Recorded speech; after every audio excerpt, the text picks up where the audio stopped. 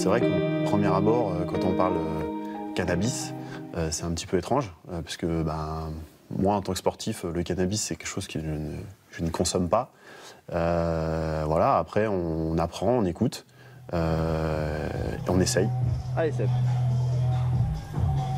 Je consomme le CBD principalement dans le cadre du sport. Je prends en général à peu près 25 mg sous forme de pilule avant le sport. Je prends l'équivalent en gouttes après le sport et le soir avant de me coucher, souvent sous forme d'infusion, ce qui me permet de mieux dormir, de me lever le matin vraiment en pleine forme.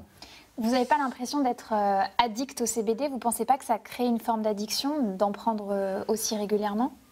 Alors, je ne me sens pas, moi, addict à ce type de produit, comme je ne me sens pas addict à d'autres compléments alimentaires qui me permettent aujourd'hui d'être performant dans mon sport. Pierre Palmade pose une question hyper simple. C'est une drogue ou c'est pas une drogue?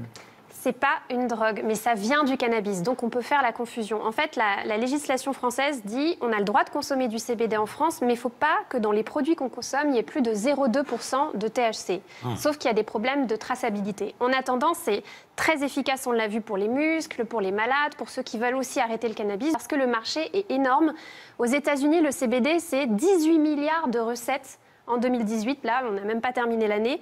La Suisse, l'Italie, l'Allemagne en produisent énormément. Donc en France, forcément, on est tenté. C'est ce qu'explique Benjamin Jeanroy d'Éco-Citoyens. Aujourd'hui, on a des commerçants, on a toute une chaîne d'acteurs dans l'industrie, de l'agriculteur à celui qui va le vendre dans le magasin, qui sont d'honnêtes citoyens qui ne répondent qu'à une demande du marché parce que c'est très prometteur, il y a beaucoup d'argent à se faire. Et en même temps, en France, on a des conditions idéales pour faire pousser du chanvre. Donc, il y a 15 000 hectares environ. Et ces 15 000 hectares, par exemple, s'ils étaient tous utilisés pour faire du CBD, ça représenterait entre 80 et 120 millions d'euros par an. C'est tellement intéressant que cette semaine, on a appris que Coca-Cola voulait commercialiser ses boissons à base de CBD, justement pour entretenir cette image de bien-être. Ouais, Coca-Cola. Donc c'est la preuve quand même qu'on est loin de l'image de la drogue, de l'illégalité. Le CBD, c'est vraiment l'image du bien-être, tout ce qui touche à l'apaisement, etc.